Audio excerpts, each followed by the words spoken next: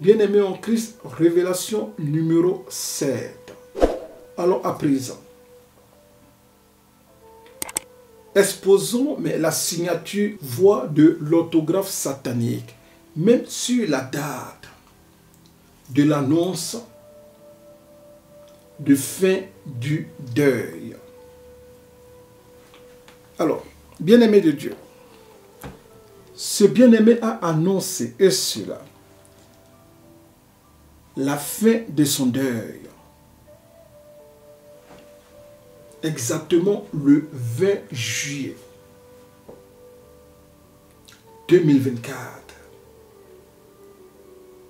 Soit 40 jours de deuil d'après le concerné lui-même. Qu'est-ce que j'ai dit? D'après le concerné lui-même, lorsqu'il arrête de pleurer, et cela le 20 juillet 2024, je ne sais pas s'il maîtrise ses mathématiques, mais il dit que cela fait exactement 40 jours, et cela à partir du décès de sa défunte épouse.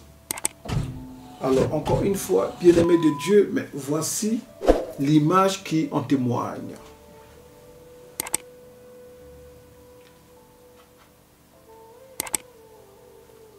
Vous lisez de vous-même que le concerné lui-même annonce 40 jours pour mettre fin à son deuil. Alors, lorsque nous analysons ce poste, mais la question subséquente que nous sommes amenés à nous poser est de savoir, est-ce qu'il n'y a pas quelque chose que l'on nous cache? En d'autres termes, mais c'est quand est morte au juste cette bien-aimée. Car officiellement, lorsque je fais mes calculs, si elle est décédée, exactement mais le 12 juin 2024, alors du 12 juin 2024 au 20 juillet 2024, cela donne exactement 39 jours bien comptés. Même si le 20 juillet est inclus. Alors, pourquoi il annonce que pour lui, ça fait 40 jours de fin de deuil? Est-elle véritablement décédée le 12 juillet 2024, comme l'a annoncé son service de communication, vu que lui-même il n'a pas daigné annoncer la mort de sa propre épouse, mais il est rentré, et cela en catimini, comme on le dit, en cachette la nuit, avec malheureusement le corps de cette bien-aimée entre 4 planches. On peut aller plus loin.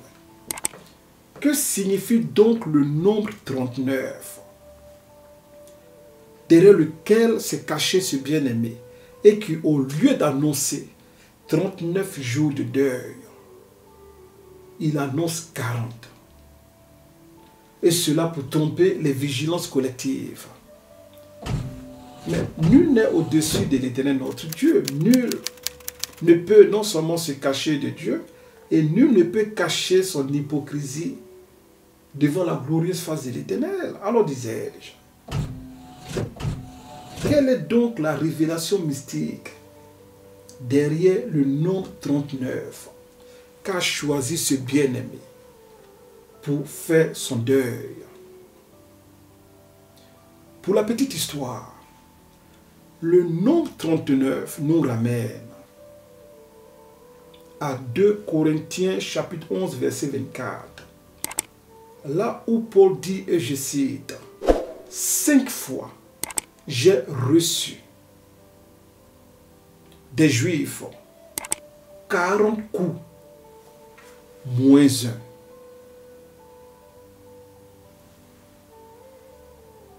Paul dit qu'il a reçu des Juifs leur fouet sur son dos, et cela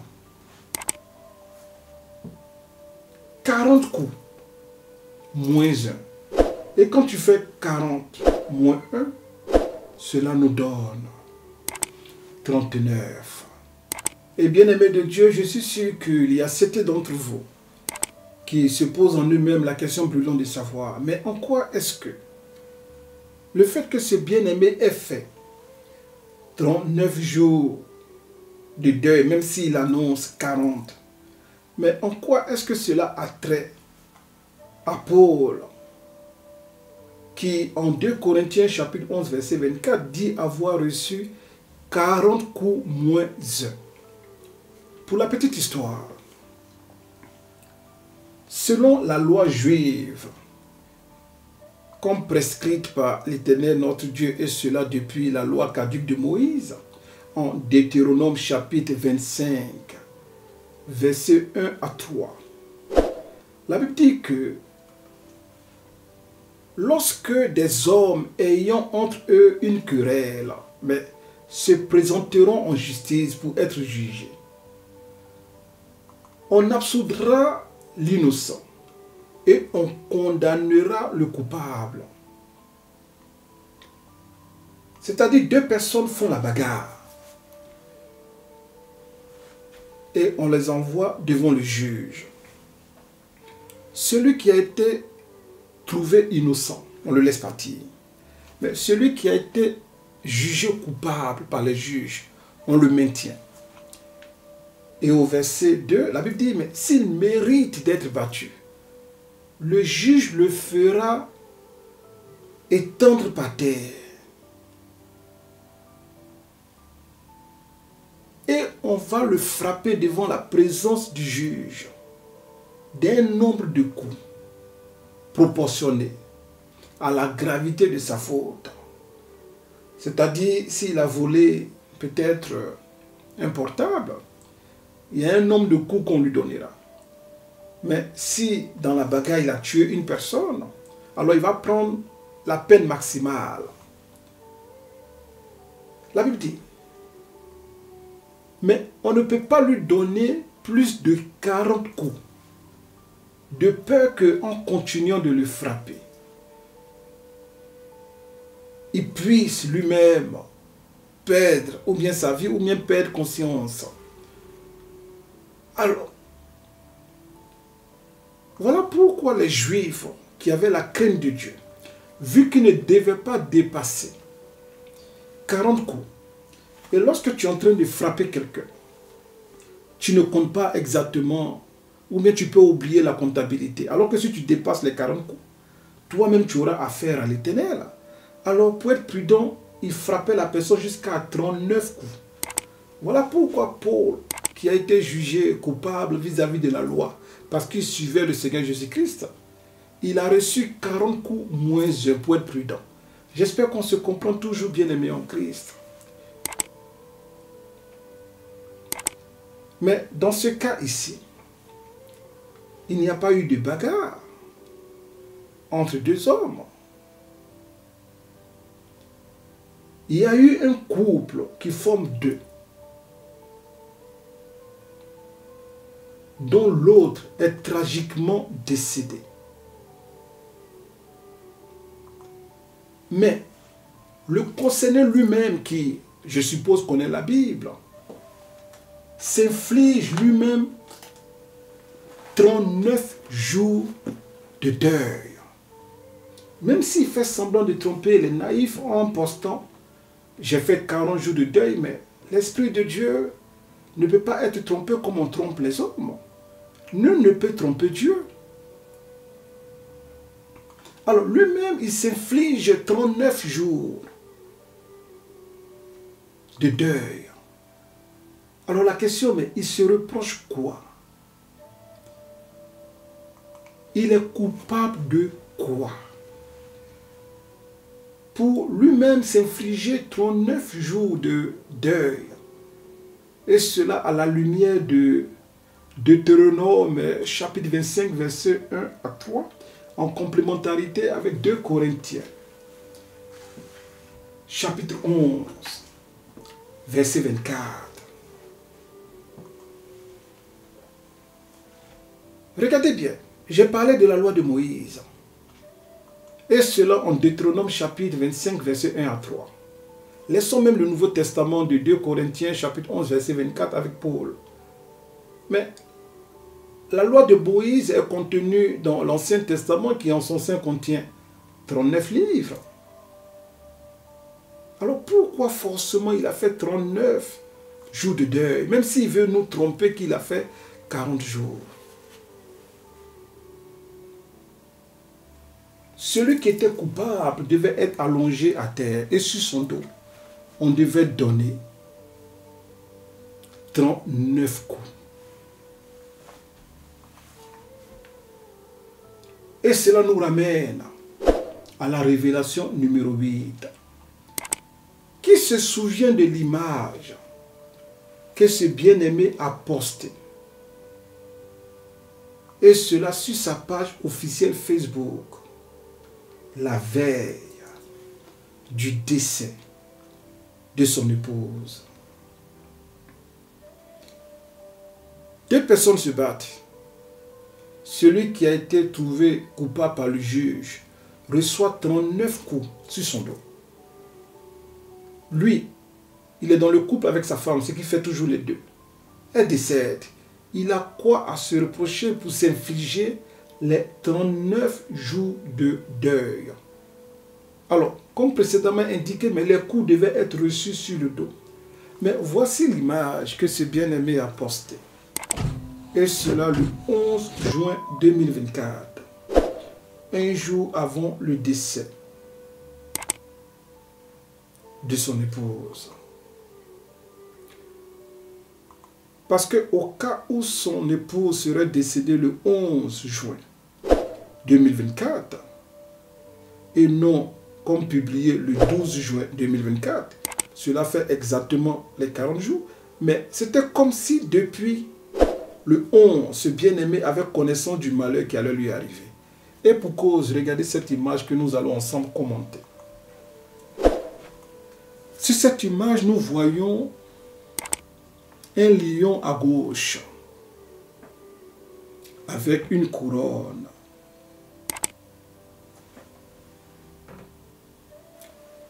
Alors que de façon spirituelle, pour ceux qui ne le savaient pas, la gauche, comparablement à la droite, est un signe de malédiction, voire plus un signe de condamnation. Quelqu'un pourrait me dire, mais verset biblique, lorsque nous lisons Matthieu chapitre 25, verset 33 à 34, la Bible dit, en parlant du Seigneur Jésus-Christ, mais il mettra les brebis à sa droite. Il mettra qui? Les brebis à sa droite. Et les boucs à sa gauche. Et lorsque tu lis cela en complémentarité avec Matthieu chapitre 25, verset 48, la Bible dit, ensuite il dira à ceux qui seront à sa gauche, retirez-vous de moi, maudits, allez dans le feu éternel qui a été préparé pour le diable et pour ses anges. Alors, selon vous, bien-aimés en Christ, pourquoi la Bible nous enseigne de tout temps que notre Seigneur Jésus-Christ est assis où? À la droite. À la droite de Dieu le Père. Mais pourquoi pas à la gauche? Mais bizarrement, dans cette image, pourquoi je parle de condamnation pour un lion qui est quand même couronné? Pourquoi je parle de malédiction pour un lion qui est quand même couronné? Mais regardez même le visage du lion. Un visage qui a l'air triste. Et cela, malgré la gloire symbolisée par la couronne sur sa tête, et qui est un signe d'élévation spirituelle. Mais la malédiction dont je parlais tantôt est beaucoup plus explicite. À partir de cette boule noire qui est comme un soleil obscurci, c'est-à-dire un soleil de ténèbres. qui est synonyme de deuil. Quelqu'un pourrait dire, mais peut-être que j'exagère. Pour tous ceux qui sont sur les réseaux sociaux, quand quelqu'un met un profil noir, cela veut dire quoi?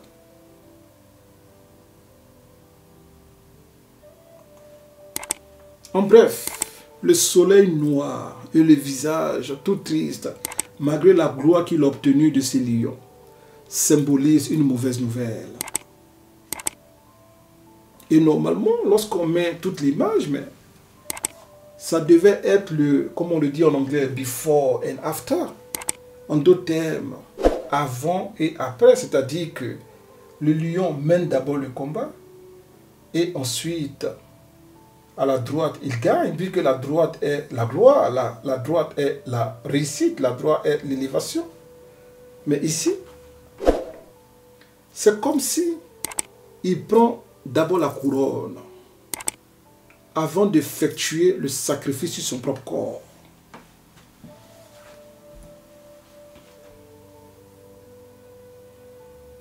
Toujours sur la première image.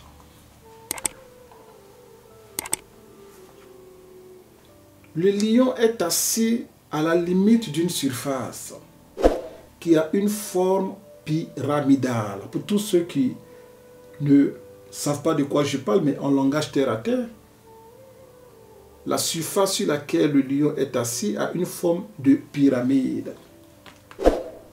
Ce qui nous rappelle étrangement la pyramide satanique de la franc-maçonnerie.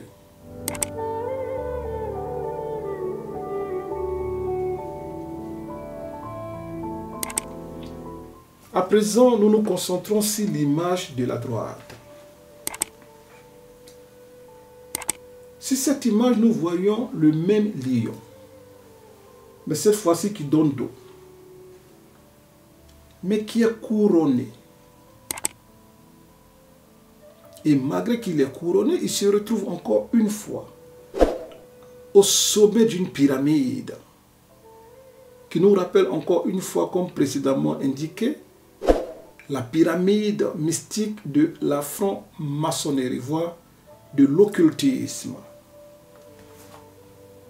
Ce qui suggère que son élévation ne vient pas de Dieu, parce que dans l'image précédente, nous voyons un soleil noir, c'est-à-dire que son élévation est venue du royaume des ténèbres.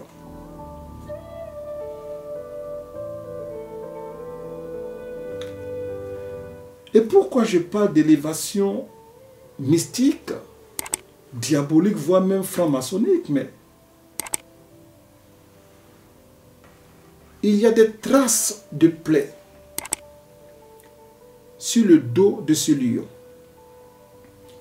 qui se rappelle des 39 coups qu'a pris Paul et qui se rappelle de cette loi de Deutéronome qui dit que celui qui a été trouvé coupable doit être frappé de verge avec un maximum de 40 coups sur le dos.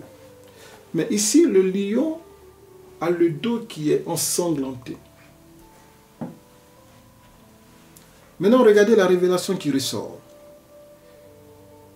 Non seulement le lion a le dos qui est ensanglanté, mais nous voyons 6 objets sous forme d'armes qui sont implantés dans le dos de ces lions. Soit nous voyons un couteau, nous voyons une machette et nous voyons 4 flèches, dont au total 6 armes que je positionne sur le côté, en parlant bien sûr du chiffre 6. Tandis que sur la tête de ce lion se trouve une couronne. Mais regardez comment a été symbolisée cette couronne. Avec combien de boules? Avec 3 boules. Donc, 6 armes ont blessé ce lion pour obtenir une couronne à 3 boules. Donc, nous avons un côté le nombre des armes qui est 6. Et de l'autre côté, le nombre des boules qui est 3, alors que 6 multiplié par 3, nous ramène encore une fois au nombre 18. Et comme précédemment indiqué, 18 lui-même est 3 fois 6, ou bien 6 plus 6 plus 6.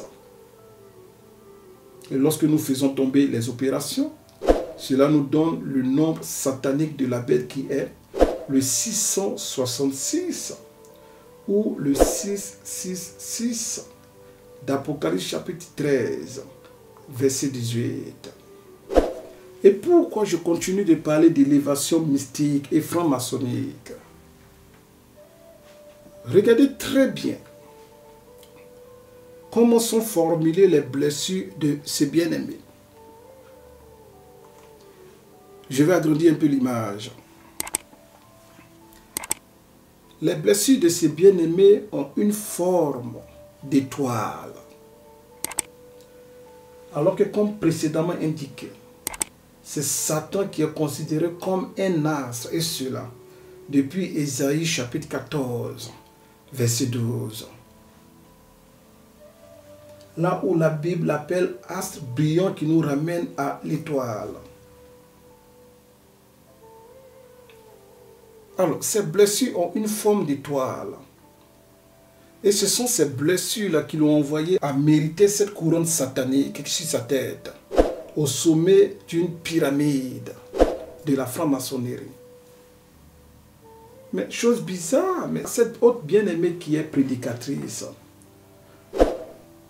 ou dirais-je acolyte du bien-aimé en question, mais essaie maladroitement de justifier, voire de défendre son remariage après seulement 1 an de veuvage. Et elle fait une révélation de taille en appelant la défunte épouse de ce bien-aimé, en la traitant d'étoile. Les blessures sont en forme d'étoile, comme vous le voyez sur votre écran. Mais cette bien-aimée, dans sa prédication, traite la défunte épouse de ce bien-aimé d'étoile. Alors, bien-aimé de Dieu, nous l'écoutons rapidement. Nous remercions le Seigneur pour le mariage de l'apôtre Marcelo.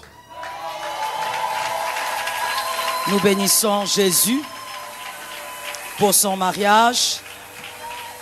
Et j'aimerais dire à quelqu'un qui aussi, certainement dans cette salle, se sont offusqués d'une manière ou d'une autre par cette nouvelle, c'est que le deuil de Maman Blanche soit court ou long, ça ne change rien à ce qu'elle a été. Ça ne change rien à l'histoire qu'elle a vécue. Que le deuil de Maman Blanche prenne 2 jours, ou 4 ans, ou 10 ans, ou 30 minutes. Ou 30 minutes. Ou 30 minutes, ça ne change rien au fait qu'elle a été une ascète. Elle a été une étoile majeure. Elle a été une étoile majeure. Elle a été une étoile majeure. Et cela ne changera rien à son histoire. Alors, non seulement elle traite la défunte épouse d'étoile, mais comme précédemment indiqué, nous voyons que les blessures sont en forme d'étoile, comme c'était le prix à payer. Alors, dans la suite de la description de cette image, ce lion ensanglanté et couronné fait face à 4 autres lionceaux. Pour ceux qui ne le savent pas, mais les lionceaux sont les petits des lions ou bien des lionnes. Alors, le lion est ensanglanté, il donne dos. Et il fait face à 4 lionceaux. Ce qui donne un total de 5 lions sur l'image. Mais beaucoup plus révélateur, c'est bien-aimé même qui a fait ce poste. Il est dans une famille de 6 personnes. Soit lui, sa femme, qui devait être vivante au moment de ce poste, vu qu'il a fait normalement et conventionnellement, mais à la veille de son décès officiel, ou bien la date officielle de son décès. Alors donc, dans sa famille, il y a lui, il y a sa femme et les 4 enfants, ce qui donne le nombre de 6. Alors, après le départ brutal de sa femme, vu que 6 personnes moins 1, cela fait 5, il va désormais rester 5 membres, et cela dans cette famille. Mais déjà à la veille du décès de sa femme, il pose cette image où le lion qui est supposé être le père, mais se retrouve avec 4 lionceaux sans le mère. Et beaucoup plus révélateur, lorsqu'il poste cette image subliminale, voici ces mots, et je cite, comme cela apparaît sur votre écran. N'enviez pas la couronne des autres si vous n'êtes pas prêt à payer le prix qu'ils ont payé pour l'obtenir. Quel prix a-t-il payé pour obtenir cette couronne? Je continue cette lecture de son poste. Chaque succès cache un prix. Et ce sont les mots du mari à la veille du décès de son épouse. Quiconque veut diriger les autres doit se préparer à endurer des épreuves. Alors, son poste parle de payer un prix, c'est-à-dire il y a un sacrifice dans l'élévation pour avoir accès à cette couronne. Et quand nous voyons bien l'image, mais l'image elle-même nous traduit du nombre satanique de la bête qui est le 666, comme précédemment démontré avec la couronne et le nombre des âmes sur le dos. Mais regardez bien le dos du lion. Quand il parle de payer le prix, est-ce à dire qu'il s'est trouvé coupable lui-même de quelque chose? Et cela à la veille même du départ ou bien du décès de sa femme, pour qu'il s'inflige 39 jours de deuil au lieu de 40. Et cela à la lumière de Deutéronome, chapitre 25, verset 1 à 3, qui indique que le coupable doit être puni avec 39 coups, voire plus, un total de 40 coups sur le dos. Et cela en complémentarité avec 2 Corinthiens chapitre 11 verset 24, là où Paul lui-même accusé à tort, et cela par les gardiens de la loi de Moïse, a pris 40 coups moins 1, soit 39 coups. Coïncidence ou bien aveu? À vous de voir, bien-aimés de Dieu. Alors à présent nous passons à la révélation numéro 9.